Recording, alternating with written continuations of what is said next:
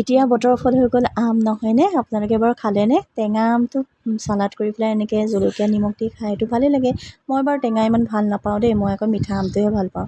এয়া ঘৰতে পিছফালে আছিলে মিঠা আম, আৰু আমকেইটা বেছি ভাল লাগে যেতিয়া পোক চোক একো নহয়নে?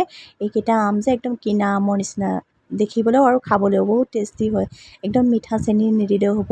ছোৱালী আকৌ কৈ আছে মাজা খাওঁ, সেইটো কাৰণে মই ঘৰতে এনেকৈয়ে বনাই দিবলৈ চেষ্টা কৰিলোঁ। তাইক অকণমান নিমখ দি দিলোঁ, তাতে চেনি দিয়া অকণমানো প্ৰয়োজনেই নাই।